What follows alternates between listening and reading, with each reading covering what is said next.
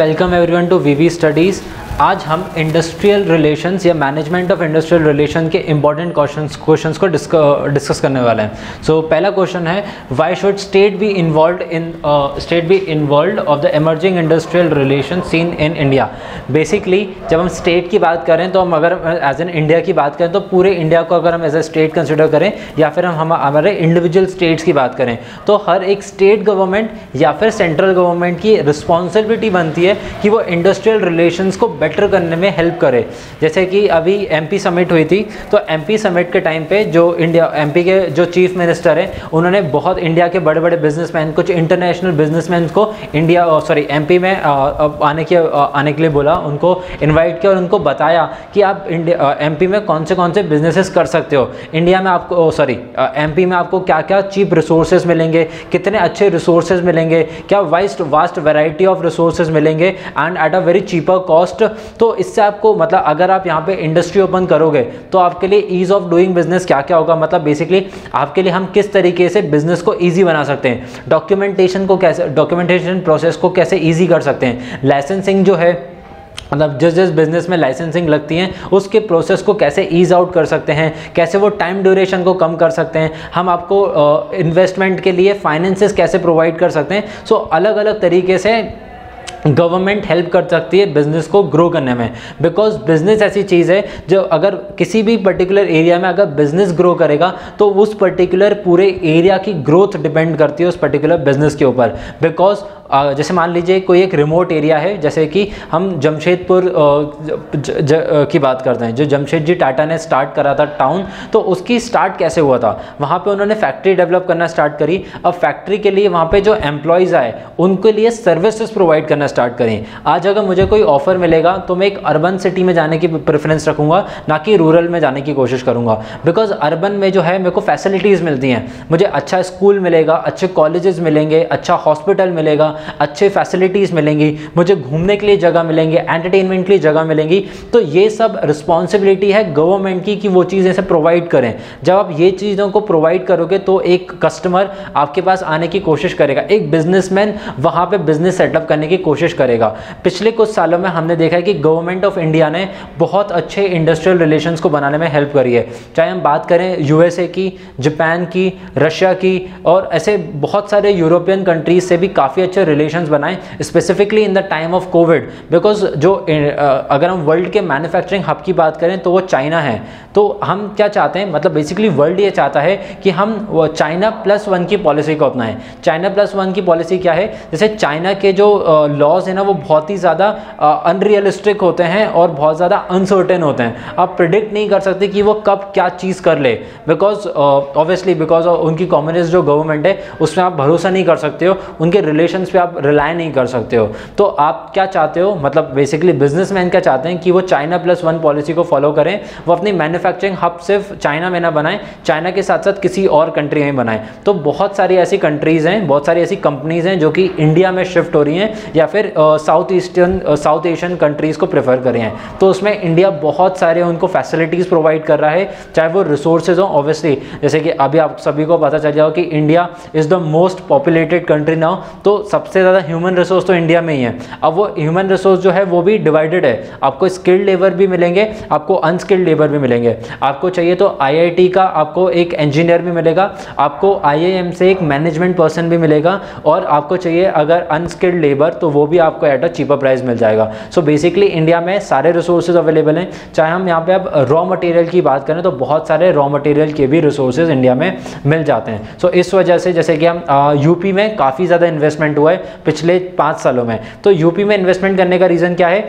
वहाँ की government, obviously central government भी काफ़ी सारी पॉलिसीज़ लेके आ रहे हैं, साथ ही साथ उत्तर प्रदेश की गवर्नमेंट भी बहुत सारे उनके साथ टाई अप करके पॉलिसीज़ ला रहे हैं, जिससे कि बिजनेस एस्टैब्लिश करना बहुत ईजी हो जा रहा है। हम उत्तर प्रदेश की बात करें, हम केरला की बात करें, गुजरात, महाराष्ट्र की बात करें, तो यहाँ की गवर्नमेंट जो है वो काफ़ी सारी सब्सिडीज़ प्रोवाइड करती हैं आपको अगर कोई बिजनेस स्टार्ट करना है तो इस तरीके से किसी भी एक जगह पे गवर्नमेंट का बहुत ज़्यादा रोल प्ले होता है कभी भी इंडस्ट्रियल रिलेशंस बनाने में।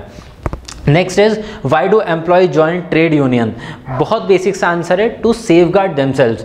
आज जैसे कि हम इंडिया में देख रहे हैं, इंडिया में नहीं पूरे एक्चुअली वर्ल्ड में देख रहे हैं, जिस तरीके से रिसेशन आने वाला है तो उसमें उसके चक्कर में बहुत जॉब्स आ रही हैं। तो अगर आपको जॉब सिक्योरिटी चाहिए तो उसके लिए जो लेबर्स होते हैं, एम्प्लॉयज़ जनरली नहीं बट जो लेबर्स होते हैं वो ट्रेड यूनियन को ज्वाइन कर लेते हैं, ताकि आपके साथ देखो जो लेबर्स होते हैं, जो आपके मैन्युफैक्चरिंग यूनिट के या फैक्ट्री के जो कर्मचारी होते हैं, उनको बहुत ज़्यादा उनके सोशल और एथिकल राइट्स के बारे में या लीगल राइट्स के बारे में पता नहीं होता है।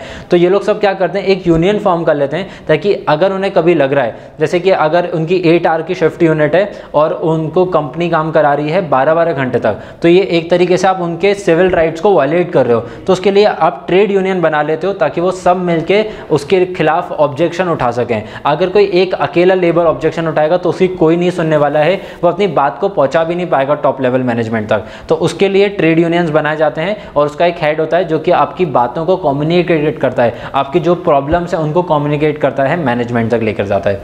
Explain the code of discipline. इसी चीज़ को आगे हम लेके जाते हैं। इसमें एक कोड आता है, कोड ऑफ डिसिप्लिन। बेसिकली जो ये चीज़ लागू होती है मैनेजमेंट के ऊपर भी, और यही सेम चीज़ लागू होती है लेबर्स के ऊपर भी, कि आपको कोड ऑफ डिसिप्लिन एक फॉलो करना होता है। मान लीजिए कोई ट्रेड यूनियन है जिनको 1 महीने से सैलरी नहीं मिल रही है, और वो सैलरी ना मिलने की वजह से या फिर बोनस ना मिलने की वजह से वहाँ पे हड़ताल कर रहे हैं।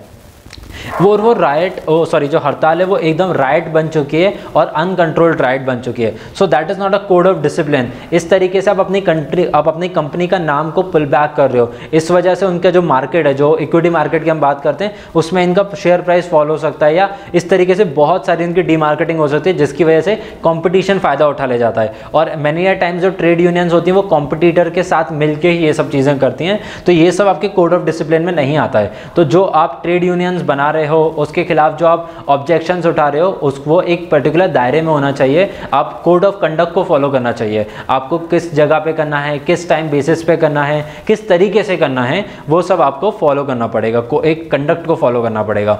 Next is role of negotiation in industrial relation. Obviously negotiation तो एज एन इंडियन अगर हम बात करें तो नेगोशिएशन हमारे ब्लड में है। हम चाहे एक सब्जी खरीदने जाएं, उसके लिए एक धनिया के ऊपर हम अगर नेगोशिएट कर सकते हैं। तो जब आप इंडस्ट्रियल रिलेशंस की बात करोगे, जब आप B2B बिजनेस की बात करोगे, तो उसमें भी बहुत ज़्यादा नेगोशिएशन होता है। मान लीजिए आज मेरी टेक्सटाइल इंडस्ट्री है और टेक्सटाइल इंडस्ट्री के लिए मेरे को फैब्रिक चाहिए, लेट्स से 100 मीटर का फैब्रिक चाहिए मेरे को। 100 मीटर का फैब्रिक बहुत कम नहीं होता है, और इंडिया में बहुत सारे ऐसी कंपनीज जो कि फैब्रिक प्रोवाइड कर रहे हैं। तो मैं अलग अलग सप्लायर के पास जाऊँगा और उनसे नेगोशिएट करने की तरीके से डील करूँगा। सेम क्वालिटी का प्रोडक्ट, मतलब बेस्ट क्वालिटी का प्रोडक्ट मेरे प्राइस रेंज में लाने की कोशिश करूँगा। तो जितना ज़्यादा कॉम्पिटिशन इंक्रीज हो रहा है, और उस वजह से मतलब एक चीज़ तो जो आपको हेल्प करेगी, दैट इज इंडस्ट्रियल रिलेशन। मान लीजिए जैसे कि आज सेमीकंडक्टर्स हैं, सेमीकंडक्टर्स की लास्ट ईयर काफ़ी ज़्यादा शॉर्टेज हो चुकी थी, उसकी वजह से फिर बहुत ज़्यादा मार्केट इसका स्प्रेड हो रहा है। इंडिया में भी हो रहा है, चाइना में तो ऑलरेडी उसका मार्केट था ही, ताइवान में उसका मार्केट अच्छा है, और इसी तरीके से साउथ एशियन काफ़ी सारी कंट्रीज जो कि सेमीकंडक्टर्स बना रही हैं। तो आप उनसे इंडस्ट्रियल रिलेशंस मेंटेन करने की कोशिश करोगे। जैसे कि आज ईवी बिजनेस बहुत ज़्यादा बढ़ रहा है, तो ईवी बिजनेस के लिए आपको लिथियम आयन की ज़रूरत है। लिथियम आयन जैसे कि अफगानिस्तान में बहुत मिलता है, तो आप अफगानिस्तान से अच्छे इंडस्ट्रियल रिलेशंस बनाओगे ताकि वो चीज़ आपको सस्ते में मिले। सिमिलरली अगर हम इंडिया के अभी रिलेशंस बात करें जो रशिया के साथ, तो रशिया के ऊपर जब से सैंक्शंस लगे हैं या फिर जब से वॉर स्टार्ट हुआ है, तो उसकी वजह से जो क्रूड ऑयल का प्राइस है वो बहुत एस्केलेट कर गया था। बट तब से ही रशिया जो है वो इंडिया को एट अ चीपर प्राइस, मतलब एट अ डिस्काउंटेड प्राइस उसको सप्लाई कर रहा है। क्यों कर रहा है? Because of India's industrial relation. और वो इंडस्ट्रियल रिलेशंस बनाए किसने हैं? स्टेट ने बना है, स्टेट ने उनको हेल्प करी है वो रिलेशंस बिल्डअप करने में। Coming on to the last question, impact of technological change on industrial relations. Technological factors or the technology has adversely impacted the industrial relations because अब जो relations बनते हैं वो आपके बनते हैं सोशल मीडिया पे, या फिर जैसे मान लीजिए मेरे को कोई एक सप्लायर सर्च करना है, तो वो बहुत सारी ऐसी वेबसाइट्स हैं जो कि प्रोवाइड करती हैं अलग अलग सर्विसेज। मैं डायरेक्टली उसके पास जाऊँगा और उनके थ्रू सर्च कर लूँगा। अब हो सकता है कि मैं चैट बॉट से बात कर रहा हूँ, अब चैट बॉट से मेरे को थोड़ी रिलेशंस बनाने हैं, मेरे को उस कंपनी से रिलेशंस बनाने हैं। मैं जब उनसे 1-to-1 कम्युनिकेट करूंगा तो उनके साथ मतलब मैं अपने कैरिज्मा के अकॉर्डिंग या अपने कैरिज्मा के हिसाब से या फिर मेरी पर्सनालिटी के हिसाब से मैं उनसे बात कर सकता हूं, उनको समझ सकता हूं और उनसे फिर कम्युनिकेट कर से उनके साथ नेगोशिएट कर सकता हूं।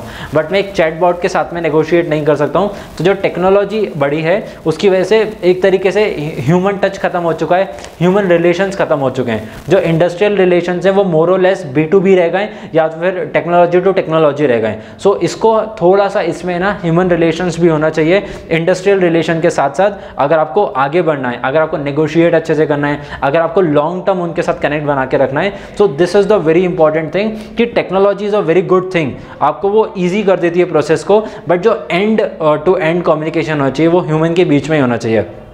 जैसे कि आज मैं अमेज़ॉन से कुछ ऑर्डर कर रहा हूँ, तो मेरा ना अमेज़ॉन से कोई रिलेशन है, ना मेरा जेफ बेजोस से कोई रिलेशन है, और ना ही मेरे वहाँ पे बैठे किसी भी एम्प्लॉय के साथ में कोई रिलेशन है। तो वहाँ पे जाने के लिए मतलब जैसे अगर मैं मान लीजिए एक मेरे को ख़रीदना था, शू खरीदना है, अब मैं शू खरीदने के लिए गया मिंत्रा पे, और मैं शू खरीदने के लिए गया अपने लोकल स्टोर पर। अब वो लोकल स्टोर वाला मेरे को बहुत अच्छे तरीके से ग्रीट करेगा, मेरे को बहुत सारे ऑप्शंस दिखाएगा, लेकिन अगर मैं मिंत्रा पे जाऊँगा तो ऑप्शंस मुझे वो बहुत दिखाएगा, लेकिन वो मुझे चैटबॉट दिखाएगा। वो जो उनका जो टेक्नोलॉजी होगी वो मेरे को ऑप्शंस दिखाने में हेल्प करेगा, ना कि कोई पर्सन दिखाने में हेल्प करेगा। तो कभी मुझसे अच्छे तरीके से कम्युनिकेट नहीं कर पाएगा, वो एक ह्यूमन इमोशन कभी कनेक्ट नहीं हो पाएगा। सो यही एक इसका बड़ा डिसएडवांटेज है। Otherwise technology obviously has increase the pace of communication, और जो मार्केटिंग है उसको बहुत तेज़ी से इंक्रीज किया है।